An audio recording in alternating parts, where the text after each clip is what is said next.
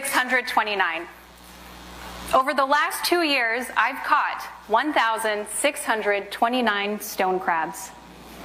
And I've learned that in addition to being delicious, they have a unique capability.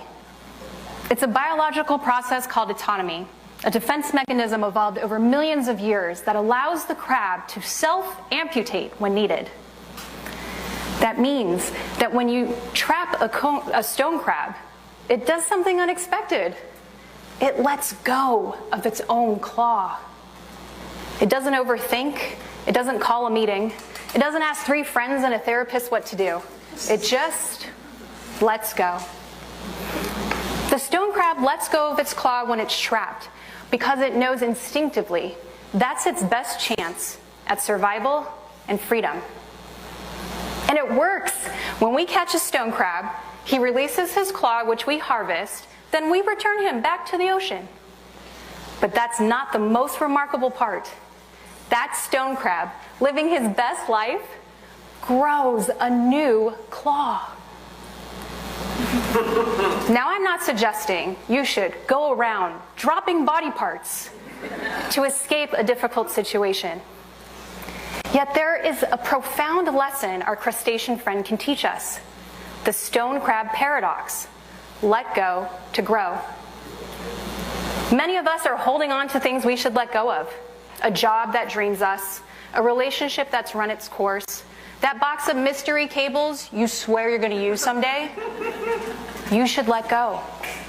But you don't. You hold on because it feels safe, comfortable, or because you've already invested too much to walk away. You might be holding on to something you didn't even realize you were carrying, an identity, like being a perfectionist or the funny one. Psychological research shows that character traits like these take root in childhood, often between the ages of 7 to 12. If you're a perfectionist, you became one when you were 8 years old. These traits evolved from what we needed and how the world responded to us. Maybe you became the achiever because excellence earned you love. The perfectionist because mistakes didn't feel safe. Or the funny one because laughter diffused the tension. None of these identities are flaws. They're brilliant adaptations crafted by a child to navigate the world they grew up in. The question is, are they still serving you?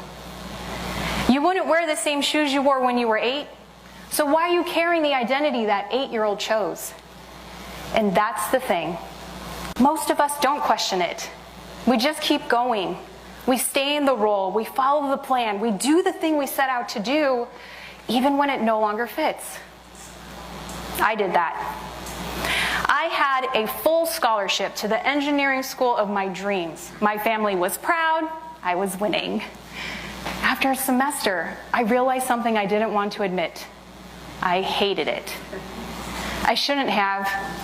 I had great grades and good friends, but inside, something felt wrong.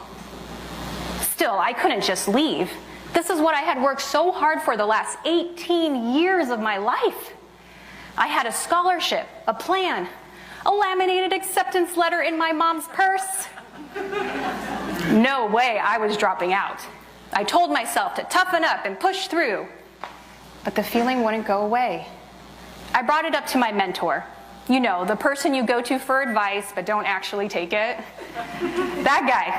And he told me to flip a coin. Flip a coin?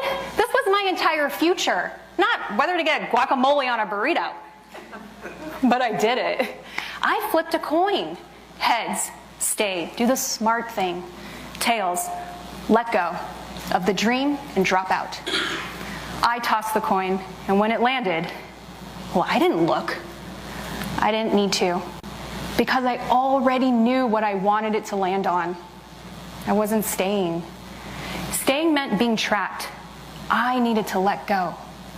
The hardest part was admitting it, but harder still was doing it. I let go of my proverbial claw.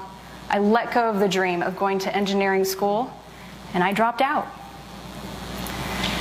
At first, letting go doesn't feel brave. Letting go of my old dream and becoming the antithesis of it, a college dropout, felt like tearing off a limb. It was terrifying, isolating, and chaotic.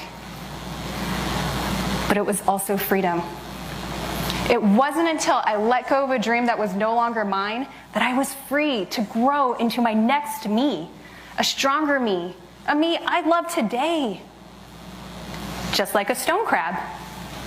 When he lets go of his claw, he makes room to grow a new claw and become the next version of himself.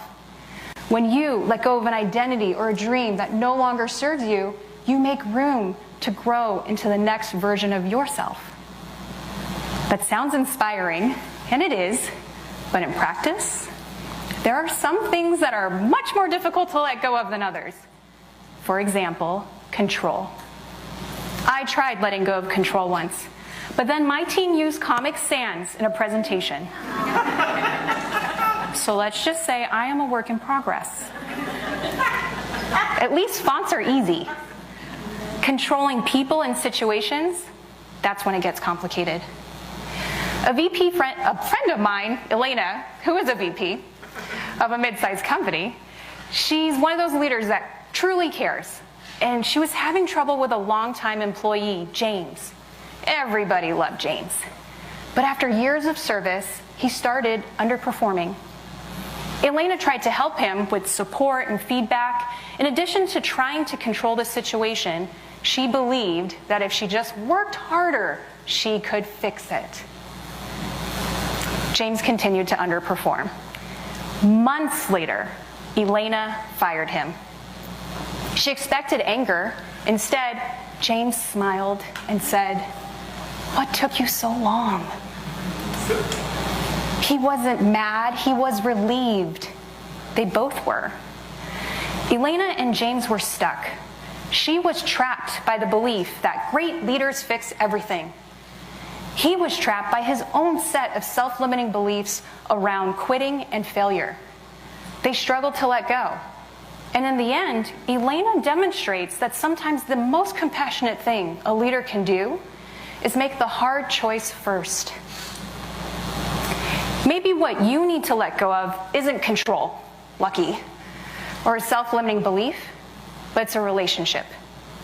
It could be a relationship with a client, colleague, business partner, romantic partner, family member, or even a friend you've known for years. We have so many relationships, but don't let go of all of them. That would make for very sad birthday parties. Just the relationships that aren't working for you anymore, the ones holding you back. Or like author Steve Maraboli puts it, letting go means to come to the realization that some people are a part of your history and not a part of your destiny. Letting go of a relationship so you can grow doesn't mean you stop caring. It means you stop carrying the weight, the responsibility, the illusion that by somehow holding on makes it better. I understand it can be difficult to let go. There are some stone crabs that struggle with it too. When we catch a stone crab, you poke it in the joint, you poke the joint of the crab to trigger the release of the claw. It's clean, humane, and the survival rate of that crab is nearly 100%. However, there are some crabs, like humans, that refuse to let go. They hold on with everything they have, and when that happens, some fishermen will apply significant pressure to the claw until it breaks off. The survival rate of these crabs drops to just 47%. The very act of holding on harms them most. The same could be said for us. There's an Australian nurse named Bronnie Ware who spent years caring for people in the last weeks of their lives. She asked her patients what their regrets were, and the number one answer was this: I wish I'd had the courage to live a life true to myself, not the life others expected of me. Imagine reaching the end and realizing you weren't entirely yourself, that you spent a lifetime living up to the expectations of others at the expense of your own. This regret shows us that letting go is wisdom. Hundreds of people on their deathbed wish they had let go of fears and the need to please others. They wished they had let go of the expectations imposed on them so they could grow into a life that was authentically their own. When you summon the courage to let go, the result is transformational. I get to see this transformation regularly in my volunteer work for a youth leadership organization called Rainbow Girls. One of our members, Maya, is afraid of judgment from her peers. No surprise, she's a teenager. They're all afraid of judgment. We can relate. I can relate right now. Maya is shy. She avoids eye contact, never raises her hand, always goes along with the group. Then at our leadership conference, she shocked all of us and volunteered to lead an exercise in front of the entire room. It was like watching a butterfly emerge from a cocoon. Or I suppose I should say it was like watching a little claw grow back on a crab. Maya was magnificent. She was engaging, confident. The whole room was going with her. Afterward, I asked, "What did you think?" She laughed and said, "Dee, I was so nervous. My hands were shaking. My armpits were sweating. I'm so glad I did it. Once I got going, it just clicked." Maya let go of fear's grip just long enough to grow and catch a glimpse of her potential. Her courage reminds us of what Lao Tzu, the founder of Taoism, said: "When I let go of what I am, I become what I might be." Letting go to grow is natural. We see countless instances of it in nature. Trees drop their leaves in the fall so they can grow back stronger in the spring. Snakes shed when it gets too tight so they can fit into their new skin. And stone crabs, my favorite, drop their claws to escape predation and live another day. But we humans, the most advanced species on the planet, some of us aren't just holding on. We're clinging to the need to control everything, to self-limiting beliefs, to our children, to the past, to societal norms that don't serve us, to relationships that are more burden than blessing, to roles we've outgrown, to so many things. And then we wonder why we're exhausted. What are you holding on to that's holding you back? You may already know what it is, and you definitely know what needs to happen. Or shall I get you a coin? In the words of Nurse Bronnie Ware's patients, if you want to live a life that is true to yourself and discover your full potential, I invite you to be like the stone crab. Let go to grow.